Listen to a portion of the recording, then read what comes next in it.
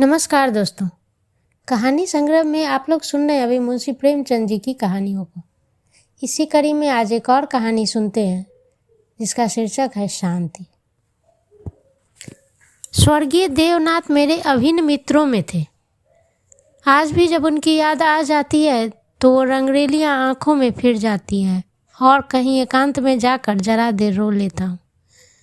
हमारे और उनके बीच में 200-250 मील का अंतर था। मैं लखनऊ में था, वो दिल्ली में, लेकिन ऐसा शायद ही कोई महीना जाता हो कि हम आपस में न मिल जाते हों। वह स्वच्छंद प्रकृति के विनोद प्रिय, सहृदय, उदार और मित्रों पर प्राण देने वाले आदमी थे, जिन्होंने अपने और पराये में कभी भेद नहीं किया।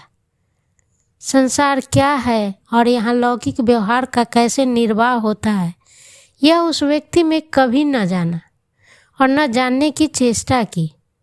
उनके जीवन में ऐसे कई अवसर आए जब उन्हें आगे के लिए होशियार हो जाना चाहिए था।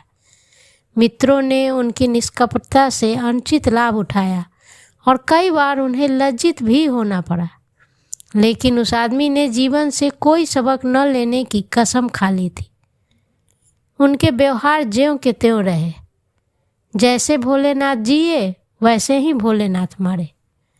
जिस दुनिया में वह रहते थे वह निराली दुनिया थी, जिसमें संदेह, चालाकी और कपट के लिए स्थान न था। सब अपने थे, कोई गैर न था। मैंने बार बार उन्हें सचेत करना चाहा, पर इसका परिणाम आशा के विरुद्ध हुआ। जीवन के स्वप्नों को भंग करने में उन्हें हार्दिक वेदना होती थी। मुझे कभी कभी चिंता होती थी कि उन्होंने हाथ बंद न किया तो नतीजा क्या होगा। लेकिन विडंबना ये थी कि उनकी स्त्री गोपा भी कुछ उसी सांचे में ढली हुई थी। हमारी देवियों में जो एक चातुरी होती है, जो सदैव ऐसे उड़ाऊ पुरुषों की असावधानियों पर ब्रेक का काम करती है, उससे वो वंचित थी। यहाँ तक कि वस्त्राभूषण से भी उसे विशेष लगाव न था। अतएव जब मुझे देवनाथ के स्वर्गारोहण का समाचार मिला और मैं भागा हुआ दिल्ली गया तो घर में बर्तन भांडे और मकान के सिवा और कोई संपत्ति न थी। और अभी उनकी उम्र ही क्या थी जो संघर्ष की चिंता करते। 40 भी तो पूरे न हुए थे। यूँ तो लड़कपन उनके स्वभाव में ही था, लेकिन इस उम्र में प्रायः सभी लोग कुछ बेफिक्र रहते हैं। पहले एक लड़की हुई थी, इसके बाद 2 लड़के हुए। दोनों लड़के तो बचपन में ही दगा दे गए। लड़की बच गई और यही इस नाटक का सबसे करुण दृश्य था। जिस तरह का इनका जीवन था उसके देखते इस छोटे से परिवार के लिए 200 रुपये महीने की ज़रूरत थी। 2-3 साल में लड़की का विवाह भी करना होगा। कैसे क्या होगा, मेरी बुद्धि कुछ काम नहीं कर रही थी। इस अवसर पर मुझे यह बहुमूल्य अनुभव हुआ कि जो लोग सेवा भाव रखते हैं और जो स्वार्थ सिद्धि को जीवन का लक्ष्य नहीं बनाते, उनके परिवार को आड़ देने वालों की कमी नहीं रहती है। यह कोई नियम नहीं है, क्योंकि मैंने ऐसे लोगों को भी देखा है जिन्होंने जीवन में बहुतों के साथ सलूक किए, पर उनके पीछे उनके बाल बच्चों को किसी ने पूछी तक नहीं। लेकिन चाहे कुछ भी हो, देवनाथ के मित्रों ने प्रशंसनीय औदार्य से काम लिया और गोपा के निर्वाह के लिए अस्थायी धन जमा करने का प्रस्ताव किया। 2-1 सज्जन जो रणुए थे उससे विवाह करने को तैयार थे, किंतु गोपा ने भी उसी स्वाभिमान का परिचय दिया जो हमारी देवियों का जौहर है और इस प्रस्ताव को अस्वीकार कर दिया। मकान बहुत बड़ा था, उसका एक भाग किराए पे उठा दिया। इस तरह उसको 50 रुपये महीने का मिलने लगा। वह इतने में ही अपना निर्वाह कर लेगी। जो कुछ खर्च था वह सुन्नी की जात से था। गोपा के लिए तो जीवन में अब कोई अनुराग ही न था।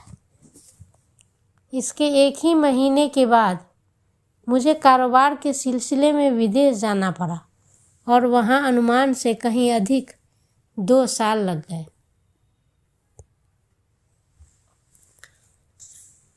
गोपा के पत्र बराबर जाते रहते थे। जिससे मालूम होता था वे आराम से हैं, कोई चिंता की बात नहीं है। मुझे पीछे ज्ञात हुआ कि गोपा ने मुझे भी गैर समझा और वास्तविक स्थिति छिपाती रही। विदेश से लौटकर मैं सीधा दिल्ली पहुंचा। द्वार पर पहुंचते ही मुझे रोना आ गया। मृत्यु की प्रतिध्वनि सी छाई हुई थी। जिस कमरे में मित्रों के जमघट रहते थे उसके द्वार बंद थे। मकड़ियों ने चारों ओर जाले तान रखे थे। देवनाथ के साथ वह श्री भी लुप्त हो गई थी। पहली नज़र में तो मुझे ऐसा भ्रम हुआ कि देवनाथ द्वार पर खड़े मेरी ओर देख मुस्कुरा रहे हैं। मैं मिथ्यावादी नहीं हूँ और आत्मा की दैहिकता में मुझे संदेह है, लेकिन उस वक्त एक बार मैं चौंक जरूर पड़ा। हृदय में एक कंपन सा उठा, लेकिन दूसरी नज़र में प्रतिमा मिट चुकी थी। द्वार खुला। गोपा के सिवा खोलने वाला भी कौन था? मैंने उसे देखकर दिल थाम लिया। उसे मेरे आने की सूचना थी और मेरे स्वागत की प्रतीक्षा में उसने नई साड़ी ली थी और शायद बाल भी गुथा लिए थे। पर इन 2 वर्षों में उस पर जो आघात किए थे उन्हें क्या करती।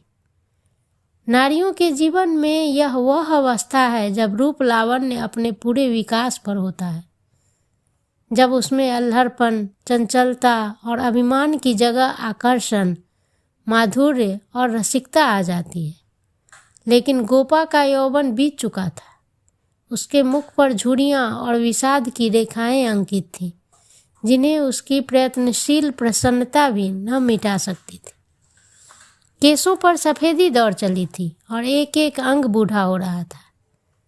मैंने करुण स्वर में पूछा, क्या तुम बीमार थी गोपा? गोपा ने आंसू पीकर कहा, नहीं तो, मुझे तो कभी सिर दर्द भी नहीं हुआ। तो तुम्हारी यह क्या दशा है? बिल्कुल बूढ़ी हो गई हो। तो अब जवानी लेकर करना ही क्या है? मेरी उम्र भी तो 35 के ऊपर हो गई। 35 की उम्र बहुत नहीं होती गोपा। हाँ, उनके लिए जो बहुत दिन जीना चाहते हैं। मैं तो चाहती हूँ जितनी जल्दी हो सके जीवन का अंत हो जाए। बस सुन्नी के ब्याह की चिंता है। इससे छुट्टी पा जाऊँ, फिर मुझे जिंदगी की परवाह न रहेगी। अब मालूम हुआ कि जो सज्जन इस मकान में किराएदार थे वो थोड़े ही दिन बाद तब्दील होकर चले गए और तब से कोई दूसरा किराएदार न आया। मेरे हृदय में बर्छी सी चुभ गई। इतने दिन इन बेचारों का निर्वाह कैसे हुआ होगा, यह कल्पना ही दुखद थी। मैंने विरक्त मन से कहा, लेकिन तुमने सूचना क्यों नहीं दी? क्या मैं बिल्कुल गैर हूँ? गोपा ने लज्जित होकर कहा, नहीं नहीं, यह बात नहीं है। तुम्हें गैर समझूंगी तो अपना किसे समझूंगी?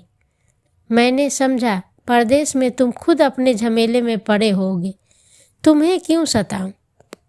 किसी न किसी तरह दिन तो कट ही गए ना। घर में और कुछ न था तो थोड़े से गहने तो थे ही। अब सुनीता के ब्याह की चिंता है। पहले मैंने सोचा था इस मकान को निकाल दूंगी, 20-22 हज़ार मिल जाएंगे, विवाह भी हो जाएगा और कुछ मेरे लिए भी बच जाएगा। लेकिन बाद में मालूम हुआ कि मकान पहले ही रेहन हो चुका है और सूद मिलाकर उस पर 20 हज़ार हो गए हैं। महाजन ने इतनी दया ही क्या कम की कि मुझे घर से निकाल न दिया। इधर से तो अब कोई आशा नहीं है। बहुत हाथ पांव जोड़ने पर संभव है महाजन से 2-2.5 हज़ार मिल जाए। इतने में क्या होगा? इसी फिक्र में घुली जा रही हूँ। लेकिन मैं भी कितनी मतलबी हूँ। न तुम्हें हाथ मुंह धोने को पानी दिया, न कुछ जलपान लाई और अपना दुखड़ा ले बैठी। अब आप कपड़े उतारिए और आराम से बैठिए, कुछ खाने को लेकर आओ, खा लीजिए, तब बातें होंगी। घर पर तो सब कुशल है ना? मैंने कहा, मैं तो सीधा मुंबई से यहाँ आ रहा हूँ, घर कहाँ गया? गोपा ने मुझे तिरस्कार भरी आंखों से देखा, पर उस तिरस्कार की आड़ में घनिष्ठ आत्मीयता बैठी झांक रही थी। मुझे ऐसा जान पड़ा उसके मुख की झुर्रियाँ मिट गई है, पीछे मुख पर हल्की सी लाली दौड़ गई। उसने कहा, इसका फल यह होगा कि तुम्हारी देवी जी तुम्हें कभी यहाँ न आने देंगी। मैं किसी का गुलाम नहीं हूँ। किसी को अपना गुलाम बनाने के लिए पहले खुद ही उसका गुलाम बनना पड़ता है। शीतकाल की संध्या देखते देखते दीपक जलाने लगी। सुन्नी लालटेन लेकर कमरे में आई। 2 साल पहले की अबोध और कृष्णतनु बालिका रूपवती युवती हो गई थी, जिसकी हर एक चितवन, हर एक बात उसकी गौरवशाली प्रकृति का पता दे रही थी। जिसे मैं गोद में उठाकर प्यार करता था, उसकी तरफ आंखें न उठा सका, और वह जो मेरे गले से लिपटकर प्रसन्न होती थी, आज मेरे सामने खड़ी भी न हो सकी। जैसे मुझसे कोई वस्तु छिपाना चाहती है और जैसे मैं उसे उस वस्तु को छिपाने का अवसर दे रहा हूँ। मैंने पूछा, अब तुम किस दर्जे में पहुंची सुन्नी? उसने सिर झुकाए हुए जवाब दिया, 10वीं में हूँ। घर का भी कुछ काम काज करती हो? अम्मा जब करने भी दे तब ना। गोपी बोली, मैं नहीं करने देती या तू खुद किसी काम के लगीच नहीं जाती? सुन्नी मुंह फेरकर हंसती हुई चली गई। माँ की दुलारी लड़की थी। जिस दिन वह गृहस्थी का काम करती, उस दिन शायद गोपा रो रो कर आंखें फोड़ लेती। वह खुद लड़की को कोई काम न करने देती थी, मगर सबसे शिकायत करती थी कि वह कोई काम ही नहीं करती। यह शिकायत भी उसके प्यार का ही एक करिश्मा था। हमारी मर्यादा हमारे बाद भी जीवित रहती है। मैं भोजन करके लेटा तो गोपा ने फिर सुन्नी के विवाह की तैयारियों की चर्चा छेड़ दी। इसके सिवा उसके पास बात ही क्या थी? लड़के तो बहुत मिलते हैं, लेकिन कुछ हैसियत भी तो हो। लड़की को यह सोचने का अवसर क्यों मिले कि दादा होते तो शायद मेरे लिए इससे अच्छा घर बर ढूंढते। फिर गोपा ने डरते डरते लाला मदारी लाल के लड़के का जिक्र किया। मैंने चकित होकर उसकी ओर देखा। लाला मदारी लाल पहले इंजीनियर थे, अब पेंशन पाते थे। लाखों रुपए जमा कर लिए थे, पर अब तक उनके लोभ की प्यास न बुझी थी।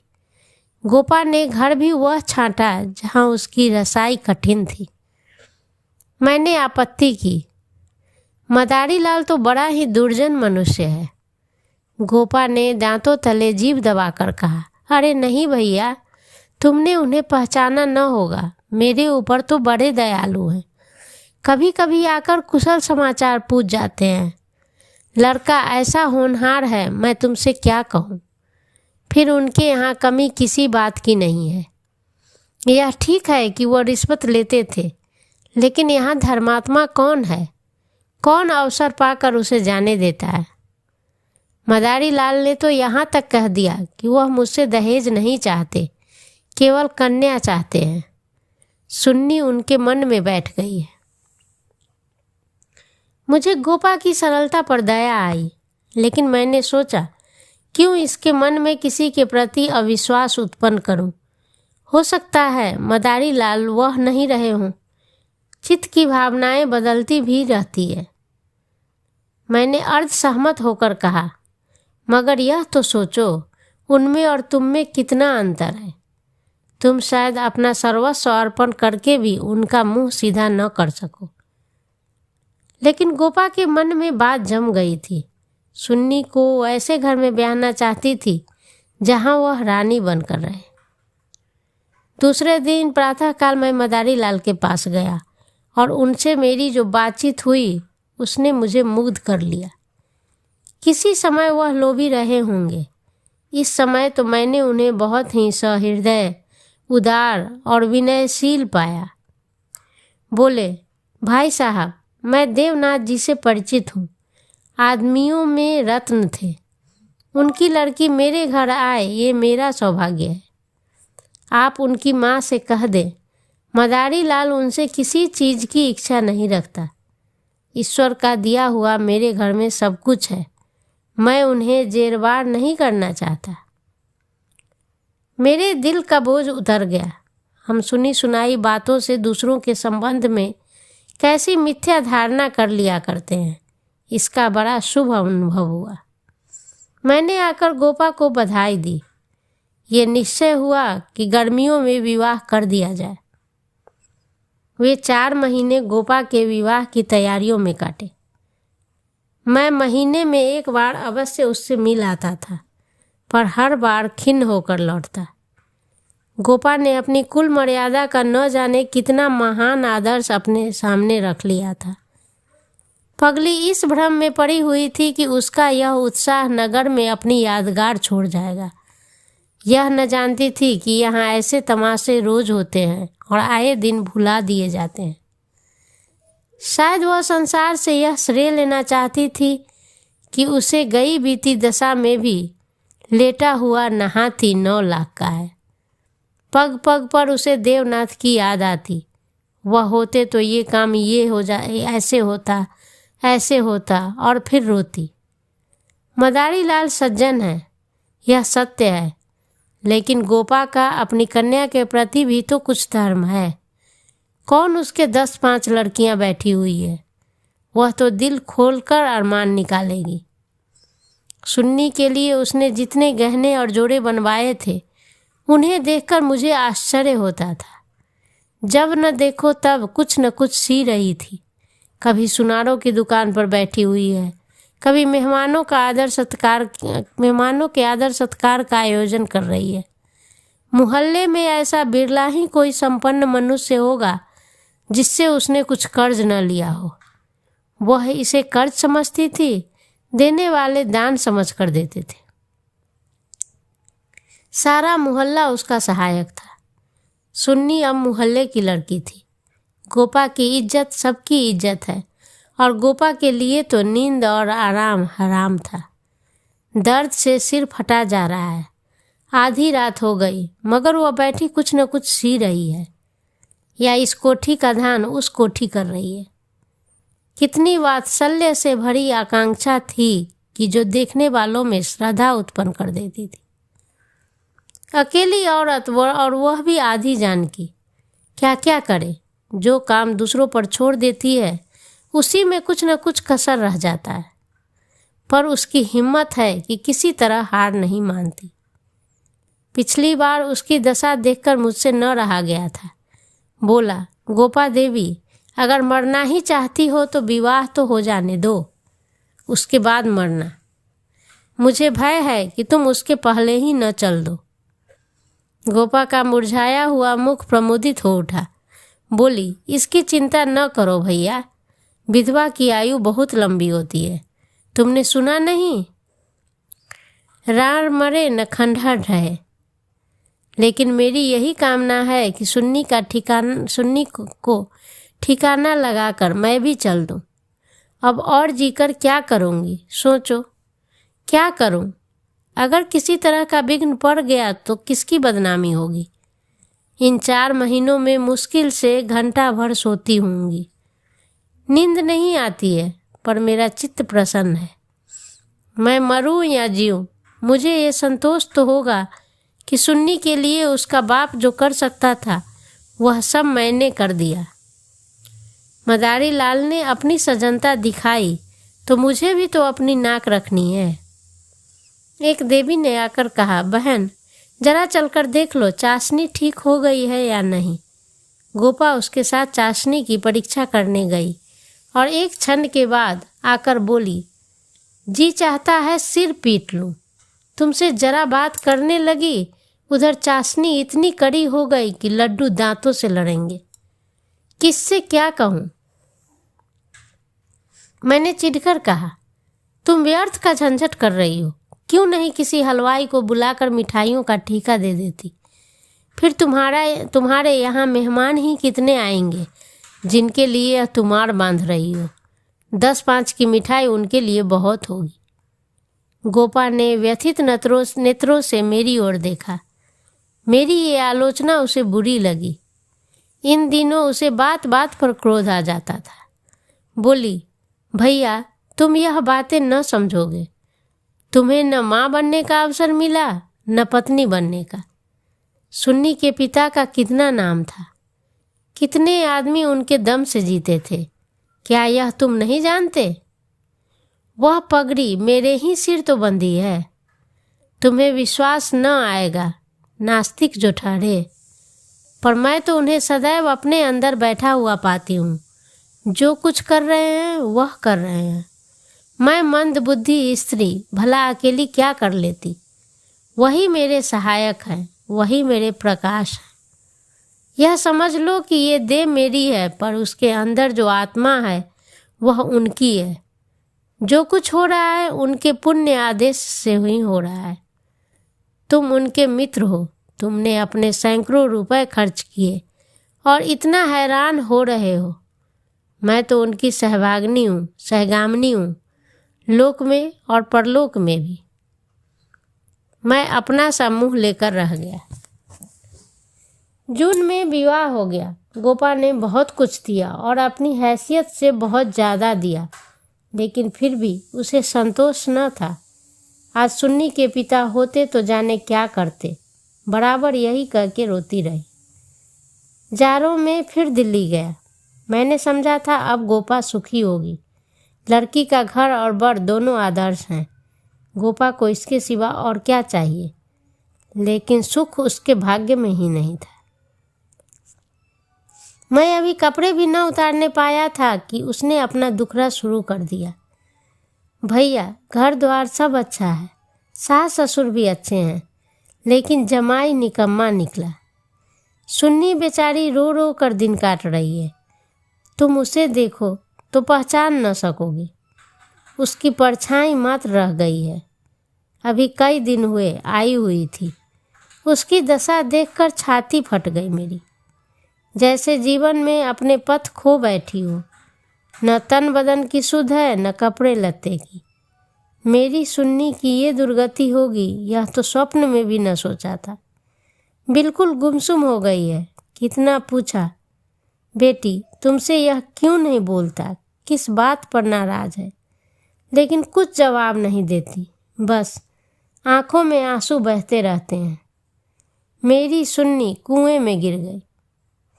मैंने कहा, तुमने उनके घर वालों से पता नहीं लगाया? लगाया क्यों नहीं भैया, सब हाल मालूम हो गया। लौंडा चाहता है मैं जैसे चाहे जिस राह पे जाऊं, सुन्नी मेरी पूजा करती रहे। सुन्नी भला इसे क्यों सहने लगी? उसे तो तुम जानते ही हो कितनी अभिमानी है। वह उन स्त्रियों में नहीं है जो पति को देवता समझती है और उसका दुर्व्यवहार सहती रहती है। उसने सदैव दुलार और प्यार पाया है। बाप भी उस पर जान देता था। मैं भी आँख की पुतली समझती थी।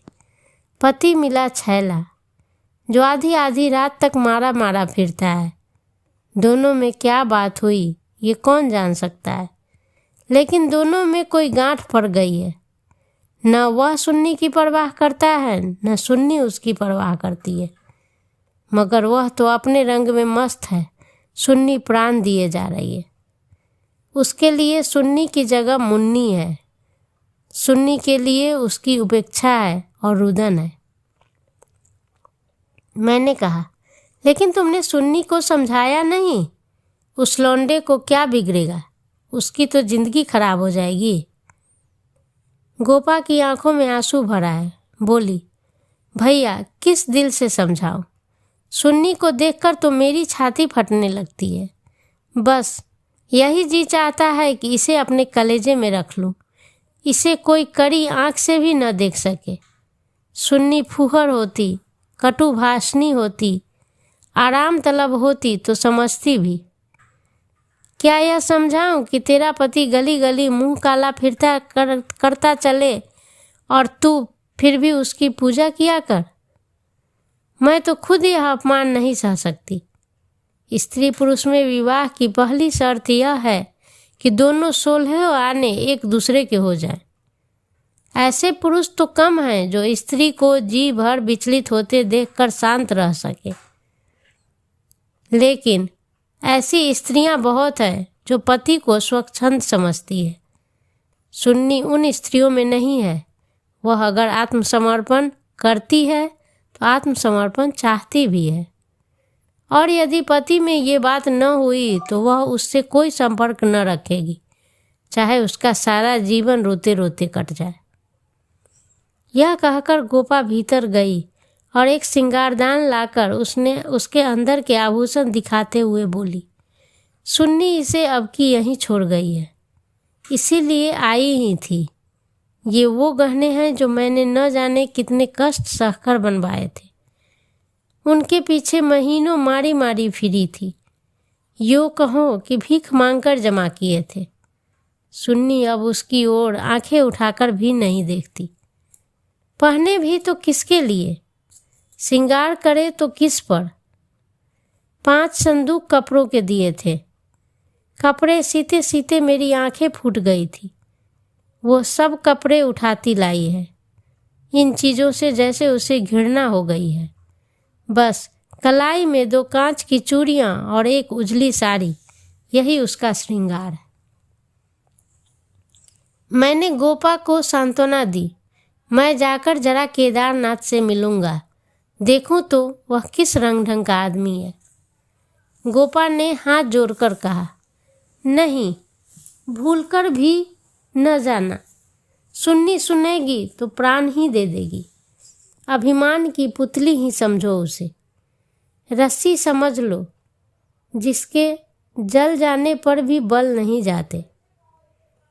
जिन पैरों ने उसे ठुकरा दिया है उन्हें वह कभी न सहलाएगी।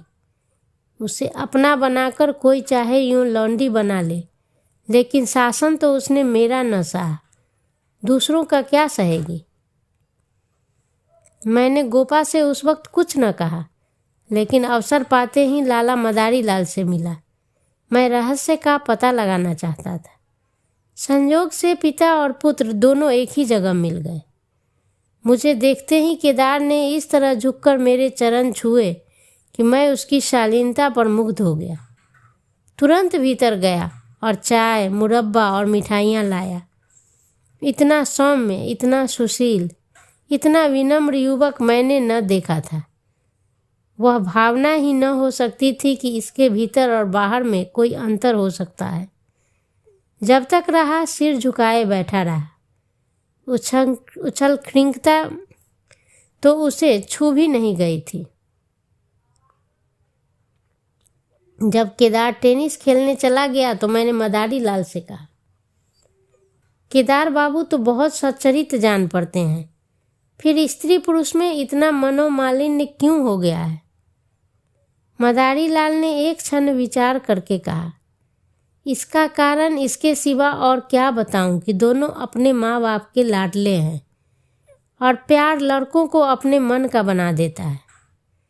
मेरा सारा जीवन संघर्ष में कटा, अब जाकर जरा शांति मिली है। भोग विलास का कभी अवसर ही न मिला। दिन भर परिश्रम करता था, संध्या को पढ़कर सो रहता था। स्वास्थ्य भी अच्छा न था, इसलिए बार बार ये चिंता सवार रहती थी कि कुछ संचय कर लूं, ऐसा न हो कि मेरे पीछे बाल बच्चे भीख मांगते फिरे। नतीजा ये हुआ कि इन महाशय को मुफ्त का धन मिला, सनक सवार हो गई, शराब उड़ने लगी, फिर ड्रामा खेलने का शौक हुआ। धन की कमी थी ही नहीं, उस पर माँ बाप के अकेले बेटे। इसकी प्रसन्नता ही हमारे जीवन का स्वर्ग थी। पढ़ना लिखना तो दूर रहा, विलास की इच्छाएं बढ़ती गई, रंग और गहरा हुआ। अपने जीवन का ड्रामा खेलने लगे। मैंने ये रंग देखा तो मुझे चिंता हुई। सोचा ब्याह कर दूंगा तो ठीक हो जाएगा। गोपा देवी का पैगाम आया तो मैंने तुरंत स्वीकार कर लिया। मैं सुन्नी को देख चुका था। सोचा ऐसी रूपवती स्त्री पाकर इसका मन स्थिर हो जाएगा, पर वह भी लाडली लड़की थी, हठीली, अबोध, आदर्शवादिनी। सहिष्णुता तो उसने सीखी ही न थी। समझौते का जीवन में क्या मूल्य है इसकी उसे खबर ही नहीं। लोहा लोहे से लड़ गया। वह अभिमान से इसे पराजित करना चाहती है, यह उपेक्षा से। यही रहस्य है।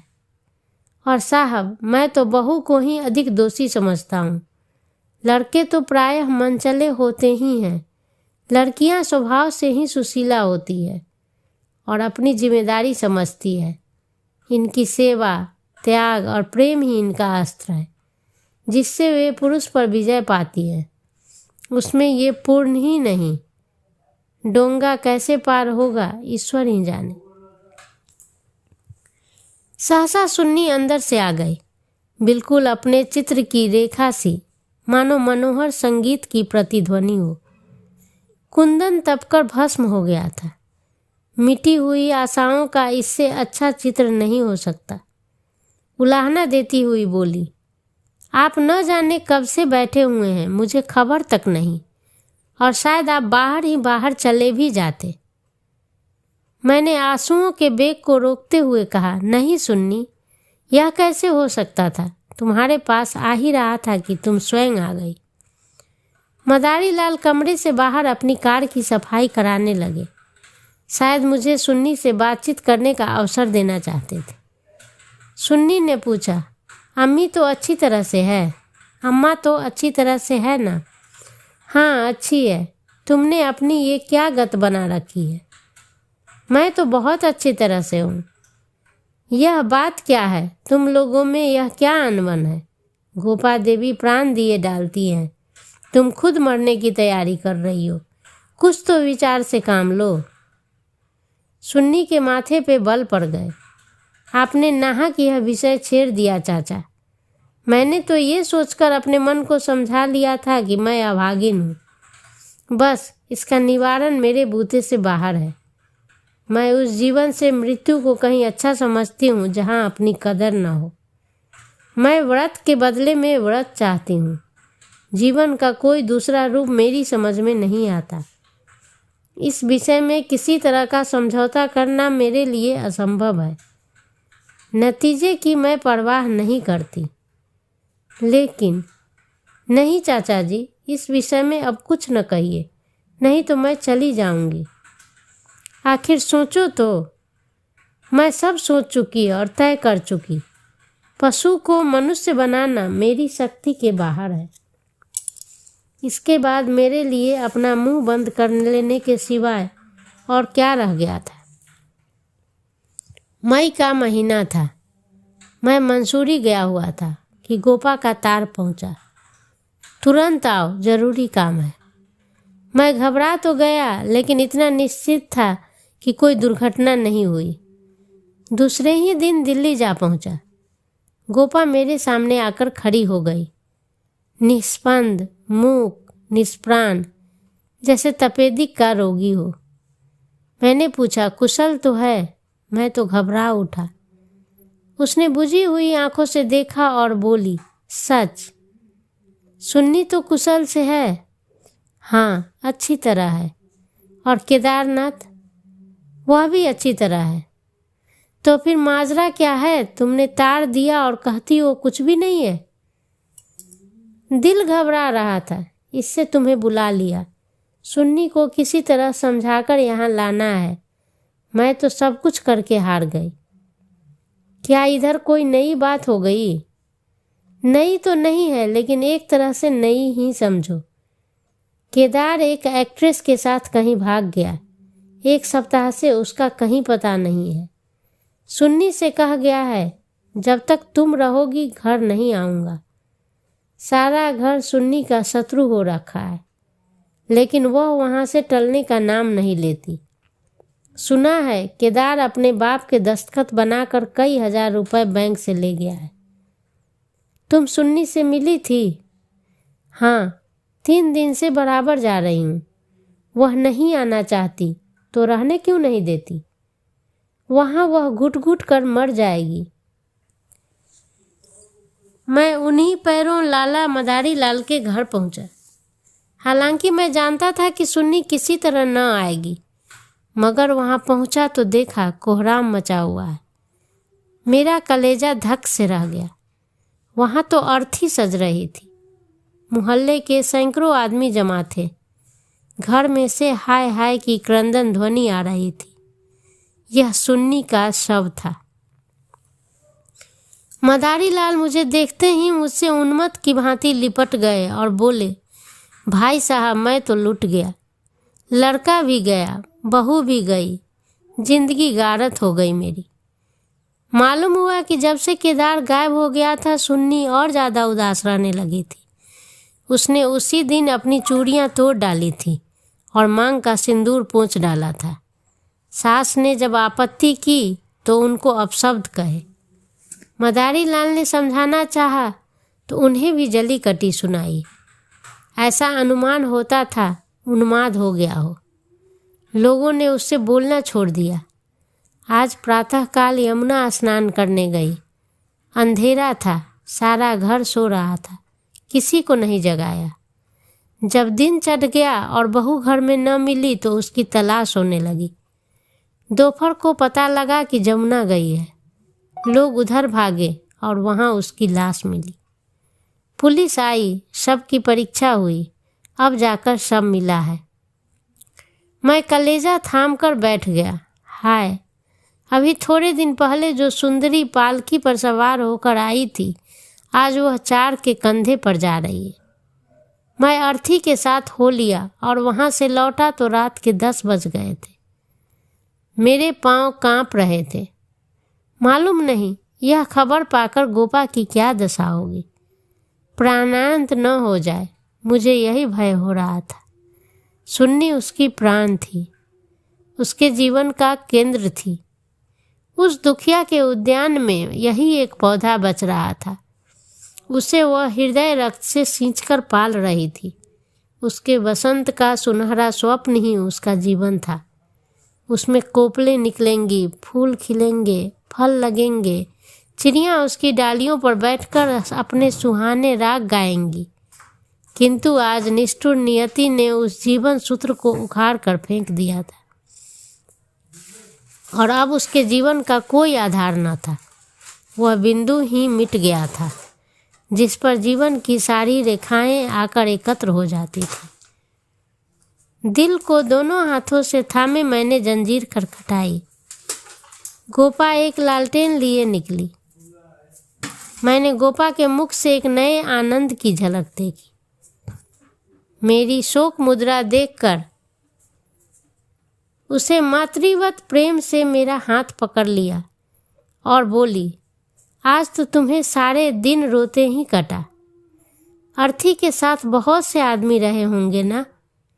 मेरे जी में भी आया कि चलकर सुन्नी का अंतिम दर्शन कर लूं, लेकिन मैंने सोचा आज सुन्नी ही न रही तो उसकी लाश में क्या रखा है। न गई। मैं विस्मय से गोपा का मुंह देखने लगा तो इसे वह शोक समाचार मिल चुका है। फिर भी यह शांति और यह अविचल धैर्य। बोला, अच्छा किया न गई, रोना ही तो था। हाँ और क्या, रोती यहाँ भी, लेकिन तुमसे सच कहती हूँ, दिल से नहीं रोई। न जाने कैसे आंसू निकल आए। मुझे तो सुन्नी की मौत से प्रसन्नता हुई है। दुखिया अपनी मान मर्यादा लिए संसार से विदा हो गई, नहीं तो न जाने क्या क्या देखना पड़ता। इसीलिए और भी प्रसन्न हूँ कि उसने अपनी आन निभा दी। स्त्री को जीवन में प्यार न मिले तो उसका अंत हो जाना ही अच्छा है। तुमने सुन्नी की मुद्रा देखी थी? लोग कहते हैं ऐसा जान पड़ रहा था मुस्कुरा रही है। मेरी सुन्नी सचमुच देवी थी। भैया, आदमी इसीलिए थोड़े ही जीना चाहता है कि रोता रहे। जब मालूम हुआ कि जीवन में दुख के सिवा और कुछ नहीं है तो आदमी जीकर क्या करेगा, किसके लिए जिएगा? खाने और सोने और मर जाने के लिए? यह मैं नहीं कहती कि मुझे सुन्नी की याद न आएगी और मैं उसे याद करके रोऊंगी नहीं, लेकिन वह शोक के आंसू न होंगे, हर्ष के आंसू होंगे। बहादुर बेटे की माँ उसकी वीर गति पर प्रसन्न होती है। सुन्नी की मौत में क्या कुछ कम गौरव है? और चाहे सारा संसार उसकी निंदा करे, उसकी माता उसकी सराहना ही करेगी। उसकी आत्मा से ये आनंद भी छीन लूं? लेकिन अब रात ज़्यादा हो गई है, ऊपर जाकर सो जाओ। मैंने तुम्हारी चारपाई बिछा दी है। मगर देखो, अकेले पड़े पड़े रोना नहीं। सुन्नी ने वही किया जो उसे करना चाहिए था। उसके पिता होते तो आज सुन्नी की प्रतिमा बनाकर पूजते। मैं ऊपर जाकर लेटा तो मेरे दिल का बोझा बहुत हल्का हो गया था, किंतु रह रह कर यह संदेह हो जाता था कि गोपा की ये शांति उसकी अपार व्यथा का ही रूप तो नहीं है। अगर आपको मेरा ये वीडियो पसंद आया हो तो प्लीज़ मेरे वीडियो को लाइक करें, सब्सक्राइब करें और शेयर करें।